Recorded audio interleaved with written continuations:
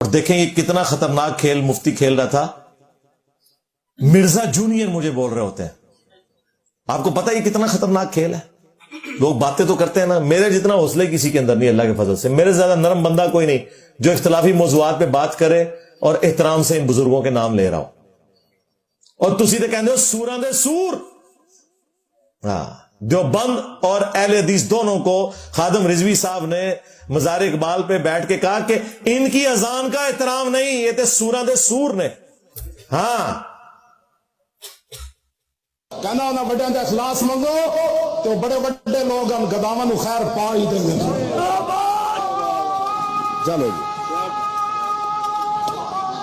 چلیے او بھابیاں دی اذان اے تے کہڑا دے اے تے سور دے سور ہیں. چل چلیے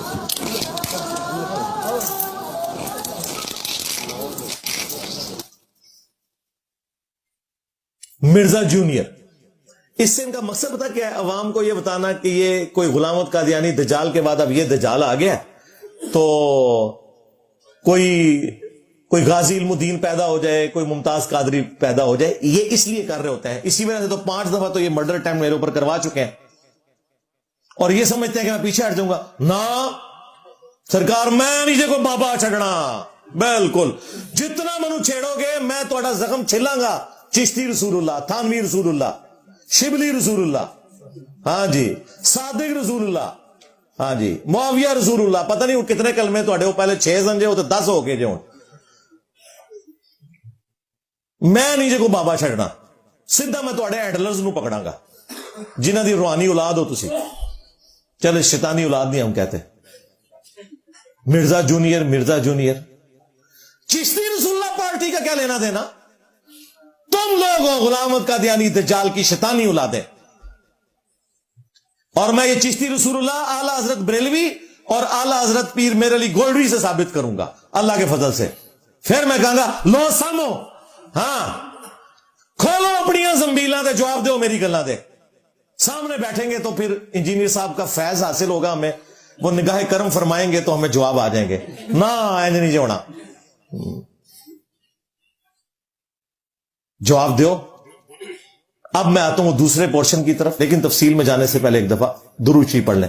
اللہم صلی علی محمد وعلی آل محمد واصحاب محمد اجمعین الی یوم الدین آمین. انشاءاللہ تعالی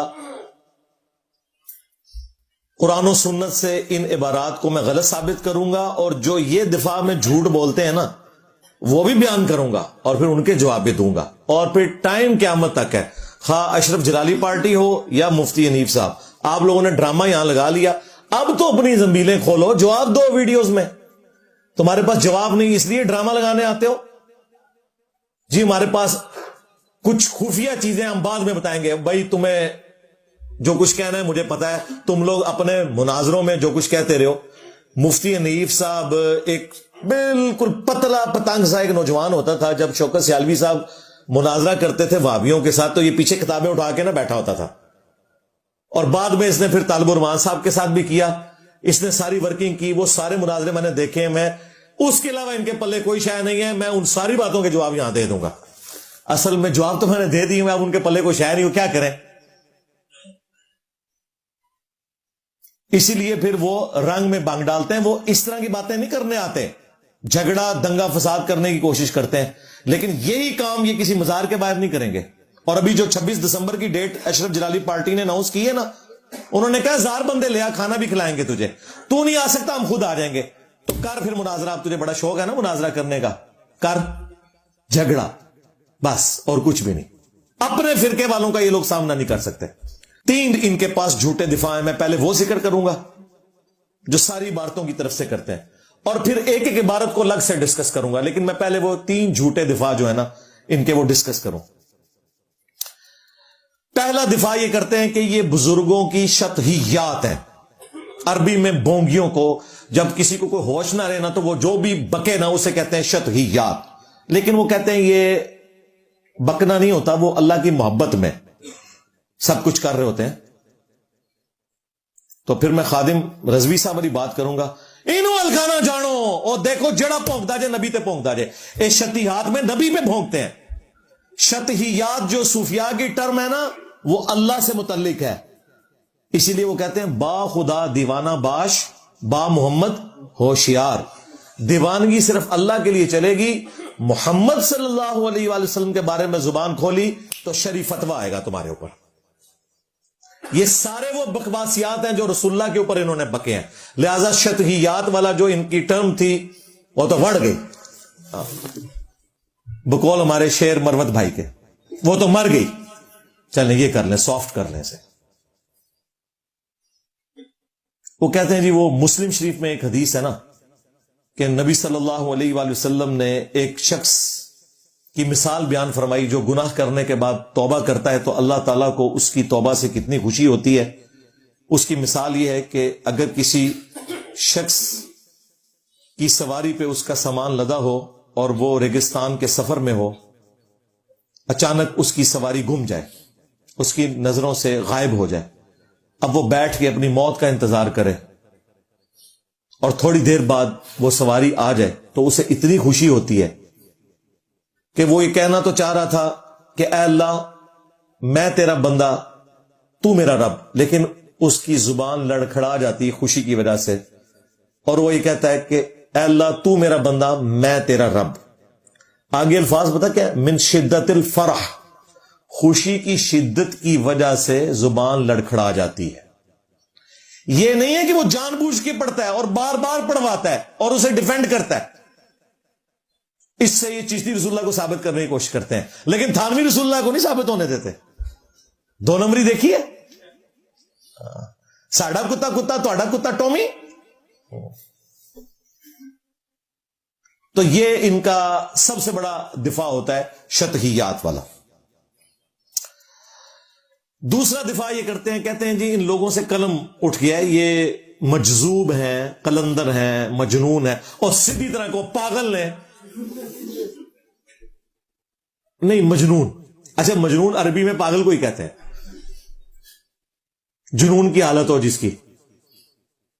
وہ کہتے ہیں جی دیکھیں وہ حدیث میں آیا نا، بالکل ہے. صحیح بخاری میں مولا علی علیہ السلام کا قول تعلیقاً امام بخاری نے نقل کیا ہے، جب انہوں نے حضرت عمر فاروق رضی اللہ تعالیٰ عنہ کے دور کے اندر سیدنا عمر نے جب ایک مجنون شخص کے اوپر ہاتھ جاری کر دی تو سیدنا علی نے انہیں روکا اور کہا کہ اے امیر المومنین، 3 لوگوں سے اللہ نے قلم اٹھا لیا ہے. نمبر 1 مجنون پاگل شخص، نمبر 2 جو سویا ہوا شخص ہے، اور نمبر 3 جو نابالغ ہے. اور یہ حدیث پوری سند کے ساتھ مولا علی نے رسول اللہ سے بھی روایت کی ہے صلی اللہ علیہ وآلہ وسلم، سنن ابن ماجہ کے اندر. تو کہتے ہیں ہمارے بزرگ جو ہے نا وہ اس کیٹیگری میں فال کرتے ہیں کہ انہیں اپنی ہوش نہیں ہوتی. یار اپنی ہوش نہیں ہوتی تو بھائی اپنی موت مر جائیں، ہمارے نبی پہ کیوں بھونکتے ہیں؟ اور پھر تم لوگ ان عبارات کو کفریہ کہنے کے لیے بھی تیار نہیں ہوتے ان کی بزرگی کو بچانے کے لیے. ایک طرف کہتے ہیں کتابیں چینج ہو گئی ہیں، دوسری طرف دفاع بھی کرتے ہیں. پھر یہ 2 نمبری آپ نے دیکھی ہے.